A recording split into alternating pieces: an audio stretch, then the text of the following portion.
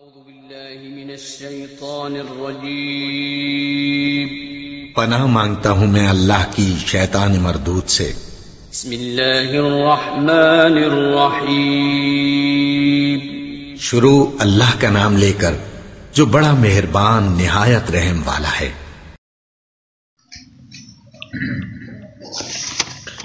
أعوذ بالله من الشيطان الرجيم بسم الله الرحمن الرحيم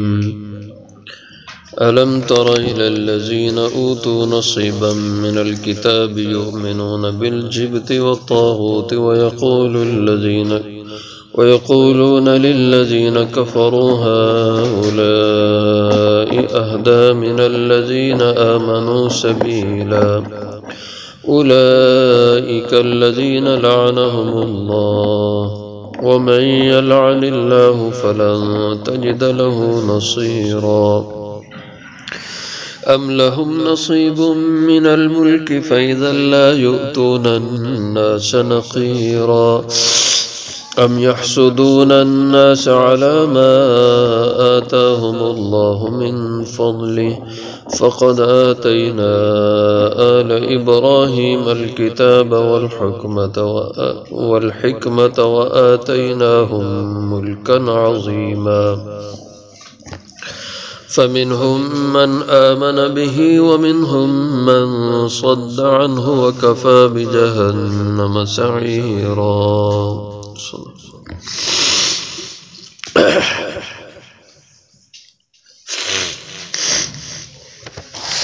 الم تر الی الذین، کیا آپ نے نہیں دیکھا ان لوگوں کی طرف اوتو جنہیں دیا گیا نصیباً ایک حصہ من الکتاب کتاب سے، یؤمنون بالجبت وہ ایمان لاتے ہیں جبت پر، والطاغوت اور طاغوت پر، ویقولون اور کہتے ہیں للذین کفروا ان لوگوں کے لیے جنہوں نے کفر کیا، ہؤلاء کہ یہ لوگ ہیں، اہدی زیادہ ہدایت پر، من الذین آمنوا ایمان والوں کی نسبت، سبیلا راہ کے لحاظ سے، اولئک الذین لعنهم اللہ وہ ایسے لوگ ہیں ان پر اللہ کی لعنت ہے، ومن یلعن اللہ اور جس پہ اللہ کی لعنت ہو جائے، فلن تجد له نصیرا تو پھر ہرگز نہ پائیں گے آپ اس کے لیے کوئی مددگار۔ ام لہم نصیب کیا ان کے لیے کوئی حصہ ہے، من الملک کے بادشاہی میں سے، فَإِذَن تو اس وقت، لا یؤتون الناس نقیرا نہ دیں یہ لوگوں کو تل برابر، ام یحسدون الناس یا وہ حسد کرتے ہیں لوگوں سے، علی ما آتاہم اللہ اس پر جو اللہ نے ان کو دیا ہے، من فضلی اپنے فضل سے، فقد آتینا علی ابراہیم الکتاب والحکمہ بس تحقیق دی ہم نے ابراہیم کی اولاد کو کتاب اور حکمت دانائی، وآتیناہم اور ہم نے دیا انہیں ملک عظیما ملک بڑا۔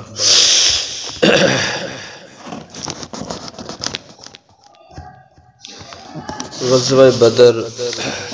2 ہجری میں ہوا، اس میں اللہ تعالیٰ نے مسلمانوں کو بے سر و سامانی کی حالت میں فتح عطا فرمائی۔ 312 صحابہ تھے، حضور شامل کر کے 313 کی نفری تھی، اور جنگی تیاری نہ ہونے کے برابر تھی۔ 8 تلواریں کم و بیش، 6 زیریں تھیں، 2 گھوڑے تھے، 70 کے لگ بھگ اونٹ تھے، اور غربت اور تنگ دستی کا یہ عالم تھا کہ کئی حضرات کو پہننے کے لیے جوتے میسر نہیں تھے، ننگے پاؤں ننگی زمین پہ چل رہے تھے، اور کپڑا بھی انتہائی تنگ میسر تھا کہ سروں پہ پہننے کو پگڑی کے لیے کپڑا نہیں تھا، ننگے سر، اس قدر تنگ دستی۔ مقابلے کے لشکر تعداد میں 1000 میں تھا، سامان حرب سے لیس تھا، ہر قسم کے آلات سامان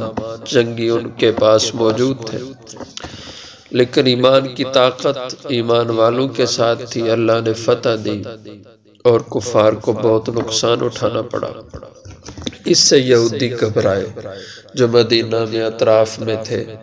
انہوں نے کہا کہ آج انہوں نے قریش کو شکست دی، یہ تو اب طاقتور ہو جائیں گے اور کل کو ہمیں بھی اسی طرح یہ ملیامٹ کر دیں گے۔ تو یہودیوں کا سردار تھا کعب ابن اشرف، یہ ان کا عالم بھی تھا، مذہبی رہنما تھا اور بڑا شریر آدمی تھا۔ اس نے ایک قافلہ تیار کیا اور اونٹوں پر سامان مختلف اشیاء لاتی۔ یہ تاثر دیا کہ ہمارا یہ قافلہ تجارت کی غرض سے مکہ جانے لگا ہے۔ اصل میں اہل مکہ سے ساز باز مقصود تھی۔ مکہ پہنچا، ابو سفیان اس وقت اہل مکہ کی قیادت کر رہے تھے، مسلمان ابھی تک نہیں ہوئے تھے، اور پھر مسلمان ہوئے تو اللہ نے اسلام میں بڑی عظمت آپ کو دی۔ تو اس وقت قیادت ان کے ہاتھ میں تھی قریش کی، ان سے ملے۔ تو کعب نے کہا ہم کوئی تجارت کی غرض سے نہیں، یہ ایک جھانسا ہم نے دیا ہے، اصل ہمارا مقصد آنے کا یہ ہے کہ دیکھو انہوں نے مسلمانوں نے تمہیں بدر میں کتنا نقصان پہنچایا، کل ہمیں بھی یہ نقصان پہنچائیں گے، کیوں نہ ہم اکٹھے ہو جائیں اور مل کے ان کے خلاف لڑیں۔ تم یہاں سے تیاری کرو، ہم وہاں سے تیاری کریں، تو ان کے خلاف اکٹھے مل کے جنگ کریں۔ ابو سفیان نے کہا کہ میں کیسے مانوں کہ تم لوگ سچ کہتے ہو، آج میں تو تمہاری بات پہ اعتماد کر لوں، ہم وہاں آ جائیں تیار ہو کے اور تم وہاں سے نکلو ہی نہ، ہمارے ساتھ ہی نہ دو، ہمارا تو نقصان ہو جائے گا بہت زیادہ، اس لیے میں تم پہ اعتماد کیسے کر سکتا ہوں۔ اس نے کہا کوئی اعتماد کا راستہ؟ تو اس نے کہا ایک طریقہ ہے، تم ہمارے بتوں کو سجدہ کرو، ہمارے جو معبود ہیں تم ان کی پوجا کرو، کیونکہ انہیں پتا تھا کہ ان کی شریعت میں بھی یہودیوں میں بھی یہ بت پرستی شرک ہے، یہ لوگ نہیں کرتے، اگر یہ ہمارے وفادار ہیں خیر خواہ ہیں تو پھر ہمارے ساتھ یہ کریں گے۔ اور ان کے بہت سے بت انہوں نے انبیاء علیہ السلام کی شکلوں پہ بنائے ہوئے تھے، حضرت ابراہیم کا بت تھا، حضرت اسماعیل کا بت تھا، اور حضرت آدم کے بیٹے حابیل تھے، ان کے نام کا بت تھا ہوبل جس کو کہا کرتے تھے۔ اسی طرح ان بتوں میں جو مکہ میں بیت اللہ میں رکھے گئے تھے ان کی پوجا کرتے، دو بت ان کے نام جبت اور طاغوت تھے، اصل میں تو ان کے معنی شیطان کے آتے ہیں، تو جبت اور طاغوت کے نام کے بھی بت رکھے تھے، اور ان بتوں کو اس وقت پوجتے تھے جب کبھی باہم دو گروہ نے معاہدہ کرنا ہوتا، تو ان کی پوجا یہاں پہ ہو کر کھڑے ہو کر وہ معاہدے کرتے تاکہ ان کی وساطت سے معاہدہ پکا ہو۔ تو ابو سفیان نے کہا تم ان دو ہمارے خداؤں کی پوجا کرو۔ اب یہودی بہت شاطر طبقہ ہے، آج بھی ان کی چالاکیاں دیکھ لو، اپنی غرض کے لیے سب کچھ کر لیں گے، جبکہ یہ عیسائیت کے سخت دشمن ہے، آج اپنے مطلب کے لیے عیسائیوں کو ساتھ ملایا ہوا ہے اور ان کے کندھے پہ بیٹھ کر ساری دنیا میں شرارتیں کر رہے۔ تو ان کعب ابن اشرف یہودی نے اور ان کے ساتھیوں نے جبت اور طاغوت کی پوجا کی۔ اب ابو سفیان نے کہا مجھے اعتماد ہوا ہے کہ تم لوگ واقعی ہمارا ساتھ دو گے، تو اس کا ذکر یا اللہ جل شانہ نے فرمایا الم تر الی الذین، کیا آپ نے دیکھا نہیں ان لوگوں کی طرف اوتوا نصیبا من الکتاب، جنہیں کتاب کا ایک حصہ دیا گیا۔ کتاب تو ساری دی گئی تھی ان کو، لیکن یہ جو فرمایا کہ ایک حصہ دیا گیا، مطلب یہ کہ کتاب کے کچھ حصے پر عمل کرتے تھے، جو اپنے مطلب کا ہوتا باقی کو چھوڑ دیتے تھے۔